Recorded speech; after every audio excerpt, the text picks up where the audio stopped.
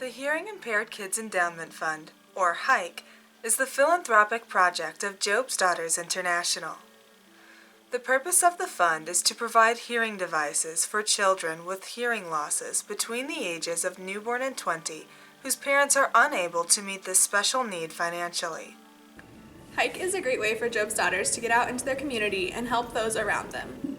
Hike is different from other charities is that we help youngsters who are in the need of hearing devices of various kinds. It's different from the aspect that any others that are related to hearing are localized while we handle applications for all of the United States. I think another unique part about it is that most of our money is raised by kids, by daughters, Job's daughters, throughout the United States, and so it's real personalized from that aspect. At first I didn't really realize why I was doing it. It was brought forth to me through Job's Daughters, but as my time went on and I had helped fundraise more and attend presentations, I really learned why in my heart I kept doing it. And that's because when you connect with a family and you see what you can really make a difference in someone's life, there's no way you're going to stop. To me, it's self-satisfaction that you know you're going to be helping somebody else. Of course, there's always the fallout too, is that for adults it's a tax-deductible donation, so you've got, to me that's the aspects that is of a benefit. I chose to raise money for Hike because it is something very important to me, and it's very rewarding when you get to meet the families and see how grateful they are for what you have done for them and that you are changing their child's life.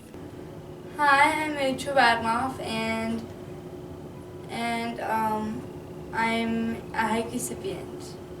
There was always a part of us that maybe always knew that there wasn't something quite right. We knew that her speech wasn't at the same level as her other peers that we had her in preschool with and things like that, but she was also our first child, so we weren't exactly sure, you know, that maybe it just wasn't who she was and that that's her own development. Before I turned 8, well, when you're 5, you know, you have, I'm impaired in the high pitch range, which means that I couldn't hear my friends' voices at all, basically, and so I didn't have many friends because they didn't really understand why I couldn't understand them, and things were really hard. I think that it's really overwhelming when you learn that your child is hearing impaired because there's a little bit of a process of just accepting that and what that means, and then you think, oh well, okay, well we have jobs and we have insurance, and insurance will cover that, and then you find out they don't, and that was kind of a shocker to discover that medical insurance does not cover hearing aids for children, and that is actually, according to them anyway, that's actually becoming a standard industry practice. One of the most memorable moments was when you first open that letter and you realize that this horrendous burden that you're desperately trying to figure out how to solve has been alleviated. There's just this kind of it's like a momentary burst of joy. And as a parent, I think, you know, when you get that diagnosis, you realize how that's going to impact your child. You immediately go to, okay, well, you know, if she can't hear, how is she going to learn to read, and how is she going to socialize, and what is her life going to be like, and how can we fix it? And it's a really helpless kind of feeling in that time frame when you think, I can't fix it, and I don't know what to do to make it better. And when Hike comes along and makes it better, it's a pretty incredible. It's an incredible feeling. I remember one time when I heard trees for the first time, and one day I just eventually just said, "Mom, did trees talk, right?" And she's like, I guess. And so my favorite sound has always been the trees, and every kid who's impaired had their favorite sound. A few weeks later, having her come home and tell us about friends at school was another really powerful time, because really up until that point, there weren't friends. I mean, she couldn't communicate with them, and they just, as kids do, kind of ignored her and went on their way. Well, I can kind of play piano now. I'm learning to play the cello, and I really like the cello. It's really fun.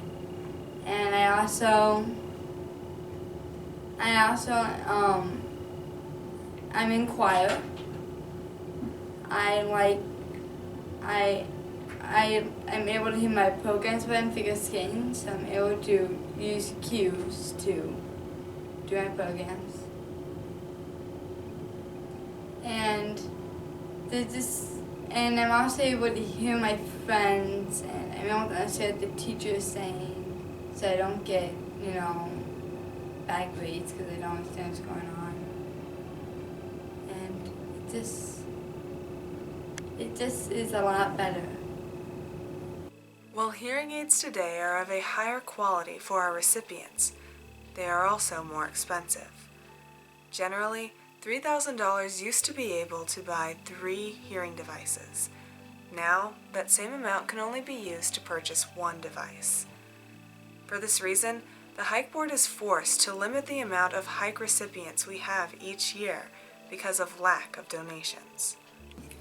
This is something the board really is upset about a little bit, is that we have taken the philosophy of budgeting so much and hope that that money comes in, and we take application to cover that amount of hearing devices and grants. We'd rather do that than having applications sit there for months and months and months with no indication of being able to get them filled. Hike often uses the phrase kids helping kids, but I would encourage you to help us. Kids can do a lot, but we also need some help. It's a great thing to donate the Hike. When you donate the Hike, you're helping a child get you're basically helping give a gift to someone who doesn't have something you have. And if there's one thing that I've noticed, it's the power of being able to hear. It's that you're able to understand what's going on. And hearing just like a magic. And you're helping give someone that magic.